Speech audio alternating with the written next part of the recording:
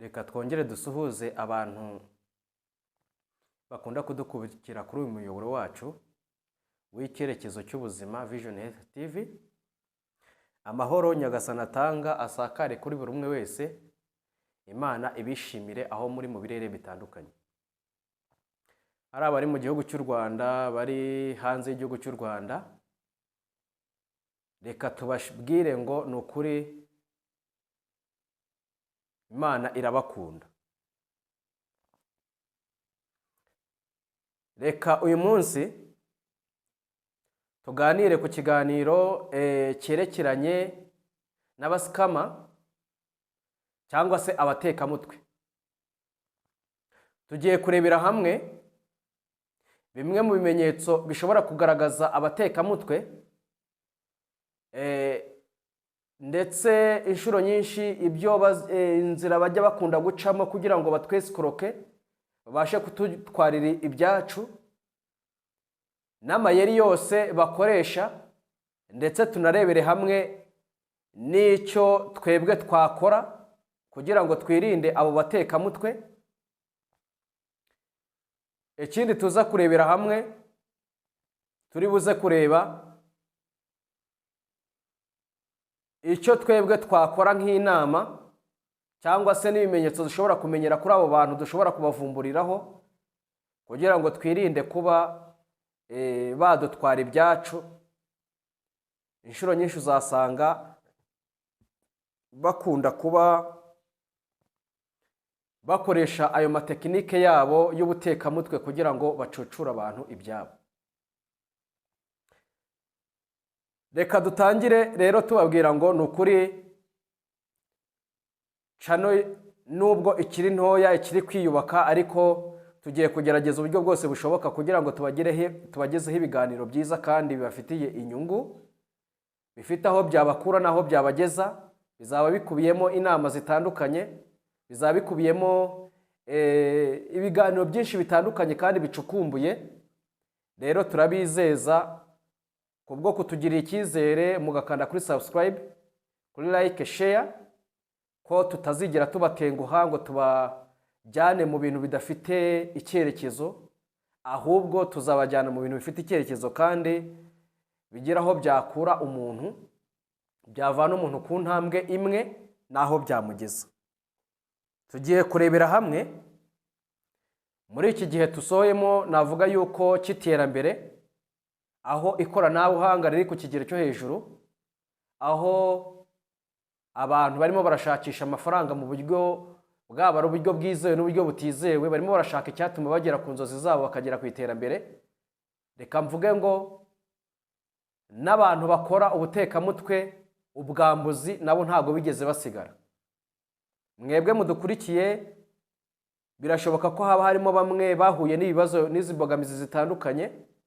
Rimwe na rimwe ukumva bamwe baraguhamagaye, bashobora kuba baraguhamagaye bakoresheje nimero ya MTN cyangwa se Tigo cyangwa se Airtel, cyangwa se bakanaguhamagara bakoresheje nimero yo hanze, ariko barangiza bamwe ugasanga bakoresha ikinyarwanda cyane cyangwa se abandi bagakoresha icyongereza kidasobanutse. Ugasanga barimo barakubwira ngo, reka se nk'utanga urugero, ugasanga bamwe baraguhamagaye ngo turi abakozi bo muri minisiteri iyi n'iyi, ndetse rimwe na rimwe bakakubaza ikibazo, ugasanga bakubajije amakuru ajyanye n'ibintu wadeporeje. Ati wari waradepoje ku mwanya uyu n'uyu, ati rero twakuboneye akazi, ariko mu gihe mbere y'uko ako kazi ukabona urasabwa aya mafaranga runaka kugira ngo ubashe kubona kontra cyangwa se appointment, ibaruwa igushyira muri ako kazi cyangwa se amasezerano y'akazi. Ibyo ni bimwe mu buryo banyuramo. Hari uguhamagara ngo nyobereje amafaranga kuri telefone yawe, hari uguhamagara anyuze mu nzira zitandukanye yuko utsindiye amafaranga runaka. Ariko ndetse reka nanavuge ngo hari n'amalinki agiye atandukanye yo ku mbuga nkoranyambaga zigiye zitandukanye.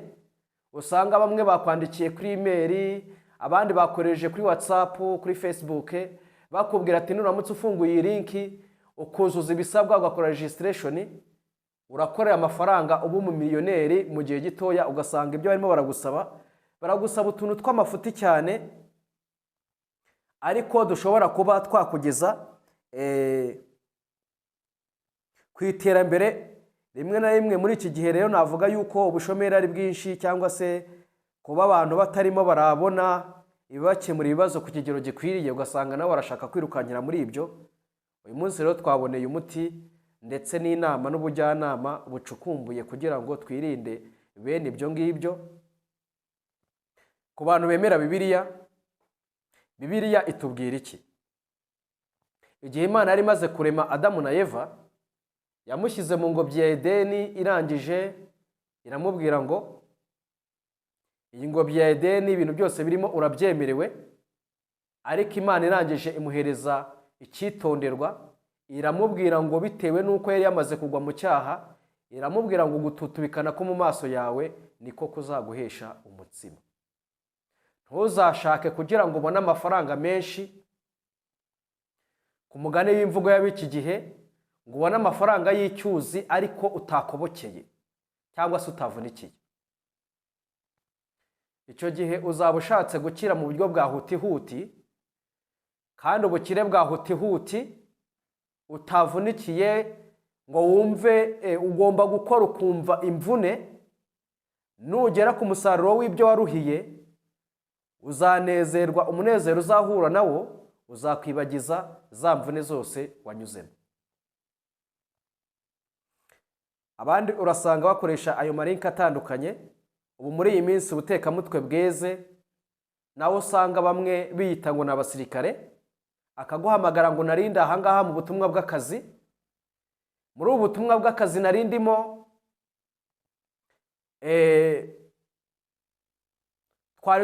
twari turihanganye na haduyi.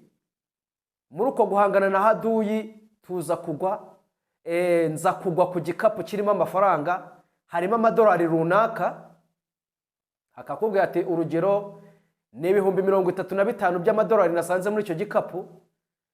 None nashakaga kumenya ese idolari rihagaze gute, ko nashakaga yuko waba umfashije aya mafaranga. Noneho nazaza jyewe, ubwo ndakubwira ibisabwa, hari uwo nzaha akadogo uzayambutsa, noneho zishyura iyo modoka yamuzanye, wishyura ubwato yanyuzemo, nurangiza akakubwira ibintu, ndetse nawe ukumva mu mutwe wawe ibitekerezo bigapanuka, ukumva ubaye umukire mu rwego rwo hejuru, ugatangira ugashyuha mu mutwe, ndakize, imishinga ikaba myinshi. Ariko reka nkubwire ngo bose wakubwira gutyo baragushuka, ni abashaka kugucucura utwawe, utwo waruhiye, ngo batugutware bakwesikuruke. Niyo mpamvu twabateguriye ikiganiro nk'iki ngiki, kugira ngo mutazahura nabo batekamutwe, mutazagwa muri iryo kosa. Dore bimwe mu bimenyetso biranga bene abo bantu. Ibimenyetso biranga bene abo bantu ni ibihe? Icya mbere ni ukuvuga ngo bagusaba kwishyura mbere y'uko ukorerwa serivisi. Barakubwira ngo kugira ngo ibi n'ibi ishyura, nimba ari link ishyura aya mafaranga kugira ngo bashe guhabwa kontra, kora iki n'iki ariko kijyanye n'inyungu cyo kurekura amafaranga. Reka nkubwire ngo iyo ari kampani yizewe, ntabwo igusaba kwishyura amafaranga runaka, kandi ntabwo ica mu bantu umuntu ku giti cye, ahubwo yo ikora mu buryo bwemewe n'amategeko ikabikwereka. Sibye yuko harimo n'abo usanga bagaragaza ko bakora mu buryo bwemewe n'amategeko, ariko ugasanga ni abatekamutwe, baragenda bakagerageza kumva aho ikoranabuhanga IT yazamutse ku kigero cyo hejuru, n'abantu bagerageza kwesikoro ku buryo bwose bushoboka kugira ngo bishakire indamu. Niyo mpamvu nababwira ngo mwitonde kuri buri kimwe cyose. Kuba wahamagawe n'umuntu utazi, ukandikirwa n'umuntu utazi, akwereka yuko hari kampani ikora mu buryo bumeze gutya, usaba kwinvesta amafaranga runaka, icyo ngicyo wakagombye nawe gutekereza icyo umutima nama wawe kugira. Icya kabiri, nta ofisi runaka baba bafite izwi. Uzasanga ari abantu bari aho ngaho gusa b'abatekamutwe, ntibafite ibiro bakoreramo, reka ni abantu baba bari aho ngaho gusa. Niyo mpamvu twateguye iki kiganiro kugira ngo tukubwire ngo itonde cyane muri iki gihe navuga yuko cy'iterambere, aho ikoranabuhanga ririmo rirukanka ku kigero cyo hejuru. Itondere n'ibyaha bikorerwa kuri iryo koranabuhanga, hato hatazafatwa bene abo bantu b'abatekamutwe bagasanga bakoranaga nawe. Icyo gihe nawe itegeko rizakurikiza icyo risaba, usange nawe bigendeyemo kandi ari wowe utarashishoza. Niyo mpamvu twabateguriye iki kiganiro tubabwira ati nyamuneka reka tugerageze gukora ibintu biciye mu mucyo. Icya gatatu, bavugira gusa kuri telefone, kuri WhatsApp, akaguhamagara, nyoberejeho amafaranga, nyamuneka mfasha kugira ngo amafaranga, ndo umukozi wa MTN, akakubwira ati kanda gutya na gutya kugira ngo uko uri murinjira muri system ya telefone yawe niko arimo araguhakinga. Nyamuneka rero irinde bene abo bantu, nibinashoboka umukupe ntiwongere kumuvugisha, aho kugira ngo uvugane n'uwo mutekamutwe abashaka kugira ngo yinjire kuri konti yawe. Noneho ikindi, bagushyiraho pressure nyinshi, noneho bakagusezeranya amafaranga y'ikirenga. Ikindi uzabamenyeraho, inshuro nyinshi bagusaba imibare y'ibanga ya banki yawe. Ubwo bashobora kugusaba OTP, bashobora kugusaba pin number, bashobora kugusaba detail number ya nuze ya konti yawe cyangwa se ya banki yawe. Bagusaba ibintu bishobora gutuma bagera neza nyirizina aho amafaranga yawe ababitse. Nyamuneka nimba dukurikiye aka kanya ukumva iki kiganiro cyakunyuze kandi ukabona ni cyiza, wibuke ntugende udaduteje imbere udakanze kuri like ituma ibiganiro dukora bisakara bitanga amahirwe kuri YouTube ikabasha kubisakaza ku bandi bantu bakeneye ibiganiro bimeze nk'uko nguko bijyanye n'ibiganiro tuba twakoze. Niyo mpamvu rero twakugira inama nziza, wadushima nawe ukabitwereka. Ushobora kubitwereka ukanze kuri like, cyangwa se ukabitwereka ukanze kuri subscribe, kugira ngo ibiganiro byacu bijye bikugeraho ku gihe, kandi wibuke gukanda no kunzogera kugira ngo bijye bikugeraho ku gihe. Ikindi, wibuke kwandika muri comment nimba ari cyagufashije, nimba ushobora kuba nawe warahuye nawe batekamutwe, nimba ari n'inama nawe waba wumva wagira abantu nk'isomo waba warabikuyeho, cyangwa se n'ikiganiro wifuza ko twazagukorera gicukumbuye, urabitwandikira ubitubwire. Ibitekerezo byanyu ni inyamibwa. Inshuro nyinshi rero izi kampani usanga zikorera kuri murandasi. Mu gihe cya mbere kibanza barabanza bakuguha udufaranga tw'akareshya mugeni ngo bakwereke yuko iyo kampani ikora neza.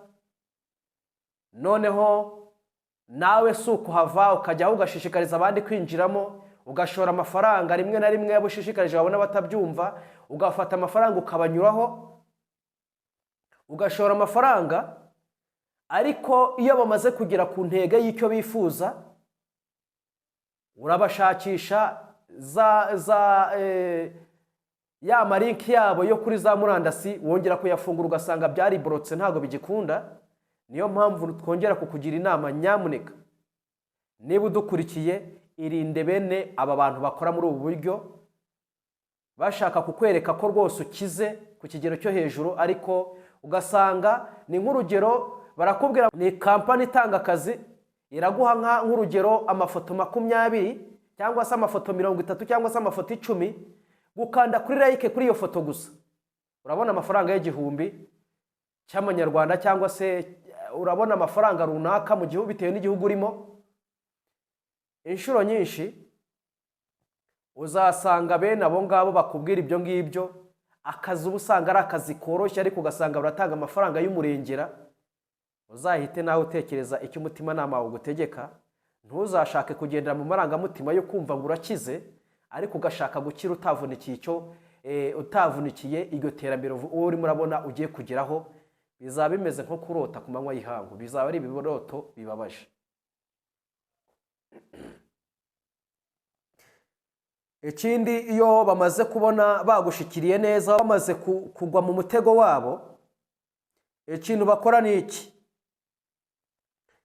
Basa nkaho bakubwiye ati kugira ngo urasabwa kwishyura amafaranga ya registration. Icyo ni kimwe. Kabiri, bagusaba kwa activatinga ibijyanye n'imyirondoro yawe, bakagusaba kugira ngo ubyapudetinge, kandi ibyo ngibyo nabyo babisabira amafaranga. Ikindi, bakakubwira ngo kugira ngo ubashe kubona kontra urasabwa ibi n'ibi n'ibi. Inshuro nyinshi uzasanga buno butekamutwe buragwiriye kandi bukorerwa kuri murandasi. Abesikoro bariho, abasikama bariho. Niyo mpamvu twateguye kugira ngo tukugire inama z'icyo wakora kandi wirinde bene abo bantu. Uzasanga kenshi bakorera kuri Facebook, Instagram, TikTok, nyine usange ari byitwa ko ari company, ariko ugasanga ni company idafatika. Icyo ugomba kumenya rero, uzasanga bo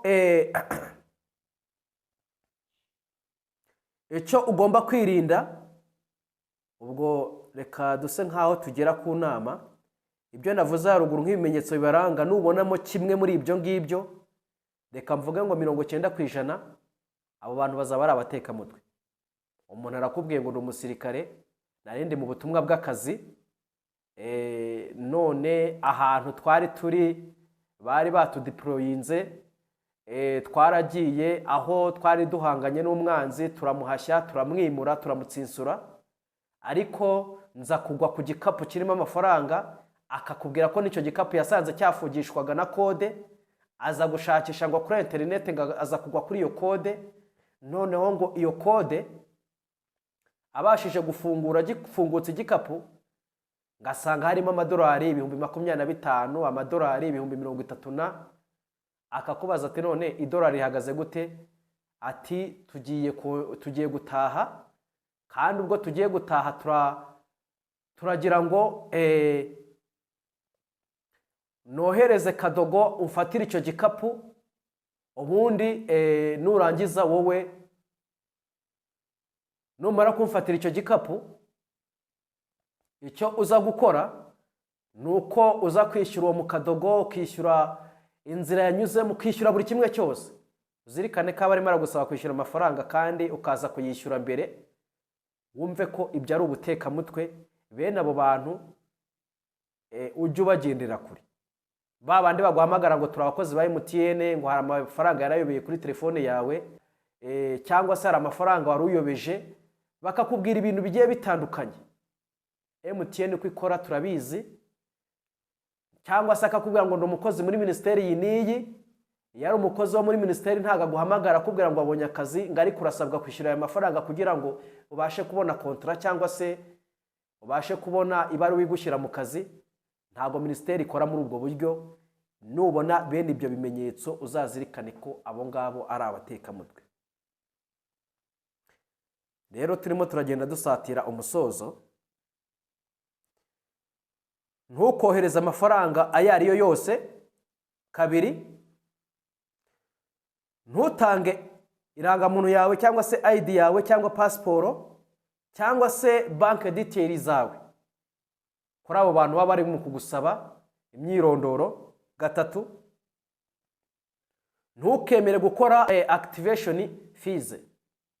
Icyo ngicyo ugombe kujya ukirinda, cyangwa se amafaranga yo kubikuza, ibyo ntukabikore. Nuramutse ubikoze ugatanga amafaranga yo kubikuza, amafaranga yo kwactiva kwactiva system ntuze myirondoro yawe, cyangwa se bank detail, cyangwa se irangamuntu yawe cyangwa pasiporo yawe, cyangwa se ukohereza amafaranga runaka, uzazirikane yuko uhaye amahirwe bene ibyo bisambo kwinjira muri system yawe bakakunyaga utwawe twose. Inama rero, reka duse nkaho dutanga inama by'umwihariko kuri icyo umuntu yakora, tugiye kurebera hamwe uko umuntu yagenzura nimba linki ikujeho irimo igaragaza ko ifite ubuziranenge. Icya mbere ugomba kumenya, reka duhere kuri WhatsApp cyangwa se ubutumwa bwo kuri WhatsApp cyangwa se kuri SMS, kugira ngo ubashe guproteja link yose remutse ije cyangwa se kije mu ubutumwa buje ko abari kuri WhatsApp cyangwa se kuri SMS cyangwa se kuri email. Icya mbere ugomba gukora icyo bita two step verification. Icyo nuramutse ugikoze uzabasha kuba uproteje WhatsApp yawe, email yawe ndetse na SMS yawe. Aho ushobora kwibaza cyangwa se ukavuga ati se two step verification ikorwa gute? Ubwo niwumva ko ari ngombwa uzatwandikira tube twakubwira uko two step verification ikorwa. Icya kabiri, uko ushobora kugenzura ko link ifite ubuziranenge, banza urebe nimba itangirwa n'inyuguti ya HTTPS, ubundi hakazaho uturongo tubiri n'ibindi bigiye bikurikiyeho. Icya kabiri, reba nimba izina rya domaine risa n'iry'ukuri. Icya gatatu,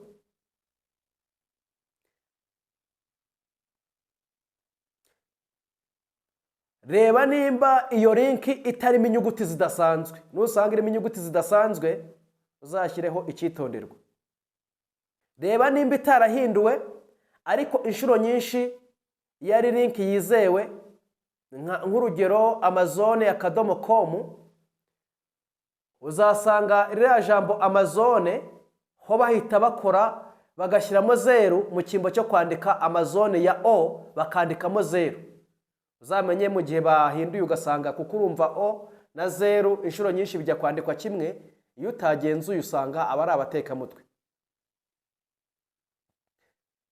Noneho ikindi navuga,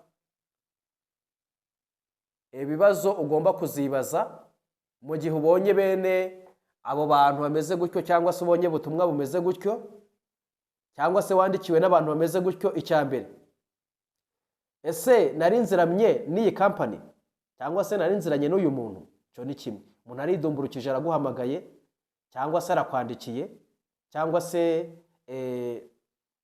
kandi ibyo ngibyo ugasanga ni company, ugasanga ni ubutumwa kuri email, akavuga ngo ugiye ni company runaka. Icyitonderwa, uzirinde bene abo bantu. Cya mbere ugomba kwibaza, company ndayizi? Icya kabiri, naba nabibwiwe n'umuntu nzi cyangwa naba nageze na applying nsaba akazi runaka cyangwa nabibwiwe n'umuntu ntazi cyangwa se company ntazi? Gatatu, ese aya mafaranga arimo kunsezeranira y'umurengera aya ngaya, kandi ugasanga akazi wakoze ni akazi navuga ko ari akazi ka fake? Ese ibi bintu koko birashoboka? Icya kane, ubu turi ku bibazo umuntu ashobora kuba yakibaza mu gihe abonye ubutumwa budasanzwe cyangwa se agahamagarwa n'umuntu udasanzwe ntamuzi. Ibyo nawe wakibaza, rimwe na rimwe ugakoresha umutimanama. Icya nyuma ni ukuri icyo umutimanama wawe ukwemeza. Umutimanama wawe wakubwira ngo ibi n'ibi byitondere, nyamuneka uyu muntu ashobora kuba ari umutekamutwe. Ikintu cyose hajemo gushidikanya ujye ucyitondera. Ikindi, ese bansaba kwishyura mbere? Ikindi ugomba kuzatekereza bikatuma nawe ushyiraho akabazo, ese bansaba OTP cyangwa PIN? OTP cyangwa se PIN number, ese barabinsaba? Ubwo ni ibijyanye no kugira ngo binjire kuri konti yawe cyangwa se kuri banki yawe. Ikindi, ese bansaba ID yanjye, passport cyangwa bank detail? Ibyo ngibyo nabyo ugomba kubyibaza. Ikindi, cya karindwi, baranyihutisha bakubwira ko nibidakorwa mu gihe runaka amahirwe aba aguciye mu myanya y'intoki. Ubwo ni ya pressure navugaga. icya munani, ese bafite website isobanutse na ofisi yabo ifite ahantu runaka ibarizwa? Ibyo nabyo ugomba kubyibaza. Noneho ikibanzirizo cya nyuma, ese iyo ufashe iyo link bakoherereje ukayipestinga kuri Google, warangiza ukongeraho ijambo, ubwo ni ukuvuga ngo ufata iyo kampani bakoherereje ukongeraho ijambo scam. Ese iyo ugiye kureba ukitegereza location, address, buri kimwe cyose, usanga ibyo bintu byizewe neza cyangwa ubusanga ari abatekamutwe? Icyo ngicyo nimba hari uwaba yarigeze kubikora aratubwira, cyangwa se hari ufiteho ubunararibonye burambyeho yaba yarahuye n'abo batekamutwe cyangwa se akaba yarahakuye isomo rikomeye, abitwandikiye kugira ngo n'abandi batazaza baribwa amafaranga mu buryo bw'ubutekamutwe, kugira ngo twirinde bene aba bantu b'abajura bahagurutse bakorera ubujura bwabo kuri za murandasi. Icya nyuma ugomba kwibaza, umutimanama wanjye urimo uranyemeza iki? Uzakore none n'iki umutimanama wawe ugukora ukusaba, kuko umutimanama ni urukiko rutarya ruswa. Nuramutse uhombye umutimanama wawe wabikwemeje, sibye ko birimbwira ngo urusha ibintu byose gushukana, nta muntu uzabishyiraho. Ariko nuramutse uhombye umutimanama wabikubwiye, icyiza no kumvira umutimanama icyo gutegeka, kuko ni urukiko rutarya ruswa, nta n'umuntu uzabishyiraho icyo gihe.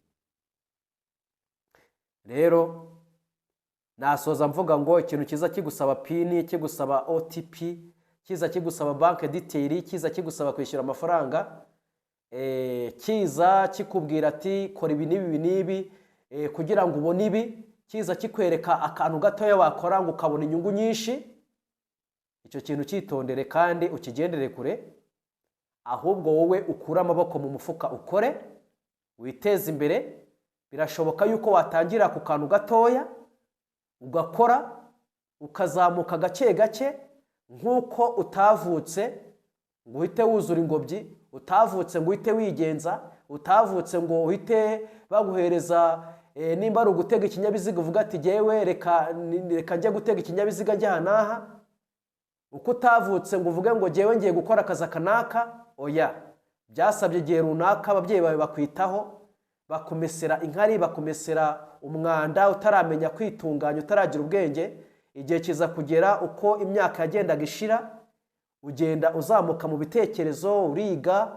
Uyu munsi wa none urimo umubyeyi wavutse afite ibiro runaka, uyu munsi wa none umukobwa, abasore barakureka akakwifuza, akavuga ngo uyu mukobwa aramutse anyemereye twazabana. Uri umubyeyi, umugabo wagushatse yakubonyemo ukuri umuntu udasanzwe ushoboye. Uri umugabo, umugore wagushatse cyangwa se wakwemereye urukundo yakubonyemo ubushobozi budasanzwe. Ibyo byaturutse yuko ntago ari ibintu byapfuye kuza ngo bite bikwikubitaho, ahubwo byasabye igihe runaka. Rero twasoza tuvuga ngo twirinde ubukire bwa hutihuti, kandi twirinde bene abo bantu b'abesikoro, ahubwo tugerageze gukura amaboko mu mufuka dukore. Ubundi ikindi nasoza mvuga ngo haba guhirwa. Imana niyo mugenga wa byose. Nukora ugasenga ukagerageza uburyo bwose bushoboka, ugaca mu nzira nziza, ukagendera mu nzira itandukanye n'iya Sekibi, Sekibi ukamugendera kure inzira itahesha Nyagasani icyubahiro, ukayigendera kure, Imana izaguha umugisha mu byo ukora. Imana ibashoboze iby'ubutwari.